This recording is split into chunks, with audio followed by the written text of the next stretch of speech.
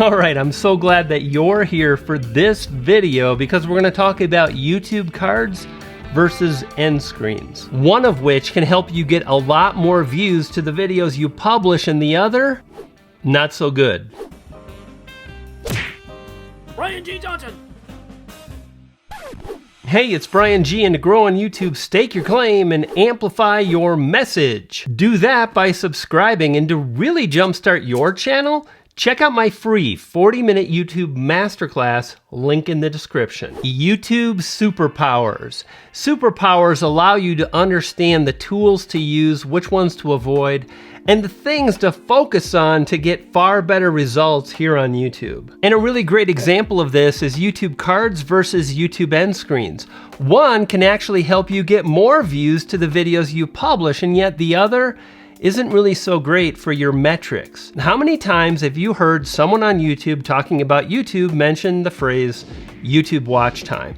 About 1 trillion if you've been around for maybe a month or so.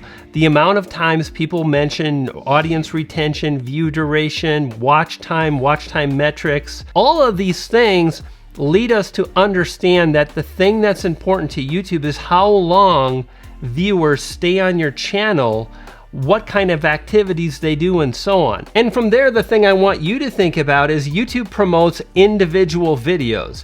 And the more viewers watch the entire video you just published, the better your results will be. Think about it like this. Imagine a 5-minute video you just published to your channel, and you add a card at the 1-minute mark. So in other words, that's like, what is that, 20% into your video. If a bunch of people click on that card, you're gonna reduce the watch time of that video substantially, hurting the likelihood that the YouTube algorithm is gonna push it out. That doesn't make any sense at all. And that's why end screens, which come at the end of your video, make so much more sense. Furthermore, how you use end screens will allow you to absolutely crush it on YouTube. Let's talk about that right now. Oh, before we jump in, I want to show you this so you know it really matters. Check out this video, 176,000 views in 2 months. That's a pretty good result. Click on the engagement tab and then notice we've got things like audience retention, which is really the watch time associated with your video. And we also have end screen element click rates. This sends a huge signal to the algorithm that not only did viewers get to the end of the video, but then they clicked on another video from the same channel. And let me ask you, would you watch an entire video that you didn't like and then click on another video from that channel? No. That means the viewer satisfaction for you in that scenario is high. That's the thing, viewer satisfaction, that the YouTube algorithm rewards. So that's why you really want to follow these tips.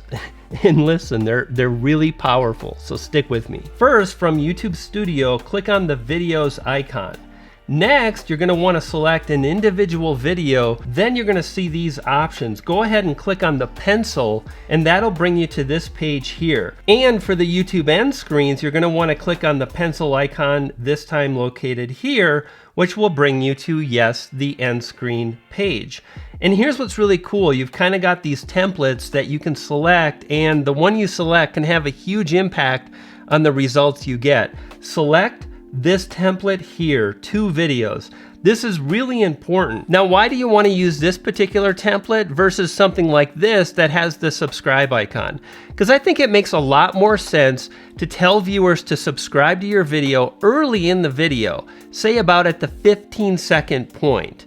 Begin each video by addressing what you're going to cover in the video.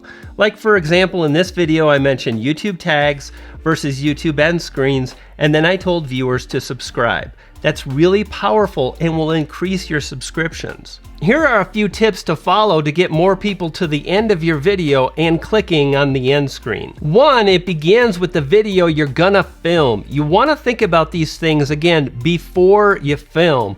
2, think about the topics you're gonna cover in a particular video. For example, imagine a video on growing tomatoes. You might talk about things like tomato varieties, whether you're growing tomatoes in a container garden or a regular garden. You might talk about insects, and then soil type. And this is where it gets really good. What you're going to want to do is look at those topics and then find one of those topics that you've got a video already published on to your channel. Imagine you've got a video covering insects when gardening. Now, when you get to that section in your video, when you're talking about insects, you share a few details, but not a lot. And then you mention, by the way, I've got another video on this. It's really helpful, and I'll link you to that video at the end of this video. Now, here's what's important. Don't linger here. Get the message out, be very clear, and move on. The more you do that, the more likely they're going to continue to watch, because right after that, you're going to share more details on really creating and growing great tomatoes in the tomato example we're covering. Then when you get to the end of your video, listen, really powerful and really important. You just do what I just did on camera a second ago. You say something like, listen, or this is what you want to do. And the more you lean in, the more you pause with your voice, the more you really let viewers know that something is going to be said that's important and I better pay attention, the more likely they're going to do that. Then what you do is you simply say, now when it comes to insects, they can really mess up your tomato gardening. However, the video on the screen right now covers that thing. So you're going to want to click and watch that particular video. And when you do, well, you're going to be able to grow better tomatoes. You see, what I did there is, number one, I stopped the viewer and I let him know that something important is going to be said. Number two, I then told them to click and watch the video. Number three, it was a specific video. The thing I was talking about was the thing in the thumbnail, like insects. You see how powerful that is, and that's what most YouTubers don't. When you do that, you're going to get far more people clicking on your end screen, which is going to be really, really powerful and helpful. Oh, and you never want to do this. Never communicate that the video is over. Never say, hey, thanks for watching, or I really hope you found this video helpful, because when you do that, you're telling the viewer it's over.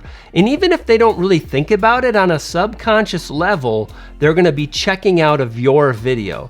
Instead, if you kind of finish the way I did and you say, listen, this is important, insects, whatever the case may be, or let's say gaming, this gun is the gun to use. I've got a video on this subject. When you do that, you're kind of commanding the viewer what they should do next.